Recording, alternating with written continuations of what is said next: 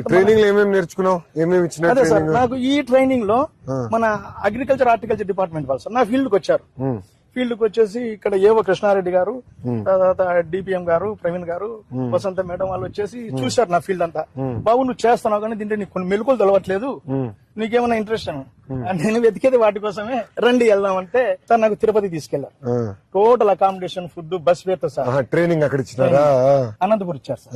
Marketing మీద ఇచ్చారు అక్కడ ప్రకృతి వ్యవసాయం మీద ఇచ్చారు. తర్వాత ప్రకృతి వ్యవసాయం ఎక్కడ ఇచ్చారు ట్రైనింగ్? తిరుపతి సార్, తిరుపతి ఇచ్చారు. సో వాళ్ళు ఇచ్చినప్పుడు నాకు వీటి నేర్పించారు సార్. నేను మళ్ళీ పొలంలో వాడేది ఇవే సార్. సో ఇవే వచ్చేసి ట్రైకోవిరిడి సార్, ఇది వచ్చి సూడోమోనాస్ సార్.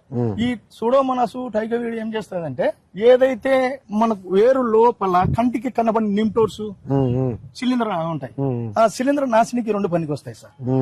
సో ఇది వచ్చేసి మన ఆవుతోటి, నాటు ఆవుతోటి మజ్జిగ తయారు చేసి మజ్జిగలో 20 గ్రాములు ఇంగువ, 50 గ్రాముల పసుపు చేసి ఫర్మెంటేషన్ చేసిన మనకు ఎన్ని రోజులు పడుతుంది ఫర్మెంటేషన్ సార్? 1 వీక్ తర్వాత యూటిలైజ్ చేసుకో. వారంలో ఫర్మెంటేషన్. ఆ తర్వాత ఏమైతే మజ్జిగ, పసుపు, ఇంకా ఇంగువలు కూడా మనం తినే ఇంగువ, అగ్రికల్చర్ ఇంగువ వేరే ఉంటుంది సార్. సో అది చేసి ఫర్మెంటేషన్ చేస్తే మనకు వచ్చేసి ఆకు గ్రీనిస్ వస్తుంది కదా సార్. అట్లా గ్రీనిస్ రావడానికి పైన ఈ వీటికి ప్లాస్టిక్ తెగులు అంటారు, అదే మిరపకందుకు ఇట్లా కిందికి వెళ్ళిపోయి ఉంటాయి.